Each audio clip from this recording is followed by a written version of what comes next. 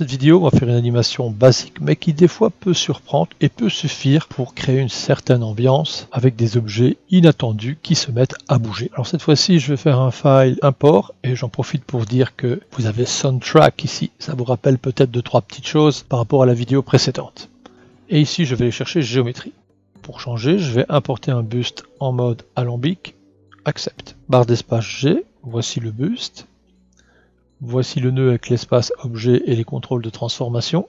Et voici le nœud relatif à la source alambic. Je vais mettre un convert pour être sûr de l'intégrité de mes outils par la suite, étant donné qu'ici, il le convertit en polygone. Je vais mettre un soft transform.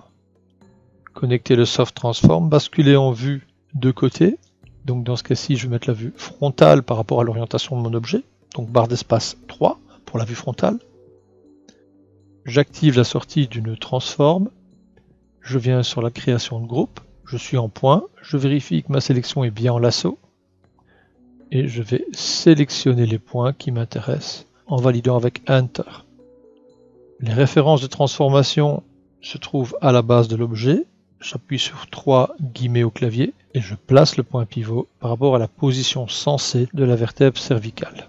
Je quitte l'alignement pivot en recliquant sur la touche 3 guillemets du clavier. Je rebascule en vue perspective. Je fais une simple rotation dans différents sens. On a ici l'influence du soft sélection qui est gérée par le soft radius. Je vais augmenter la valeur progressivement afin d'obtenir une transformation de rotation plus étalée. Vous avez différents modes d'influence, à vous de choisir celui qui vous intéresse le plus, en sachant que certains, comme le cubique, proposent une gestion des tangentes angle qui parfois n'est pas inintéressante. Je vais réinitialiser la rotation, appuyer sur R et faire un petit test pour regarder un petit peu ce que ça donne. Ok.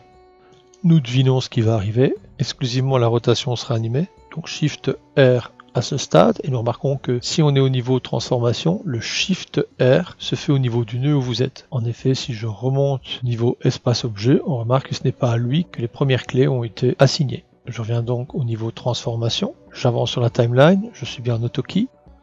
Et je peux ajuster la rotation.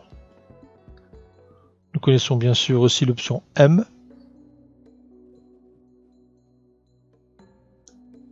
Qui permet d'ajuster la rotation différemment. Et rien ne vous empêche comme ça de cumuler les types de contrôle de rotation en appuyant successivement sur M. Et voici donc une application très rapide et très simple avec le soft transformation.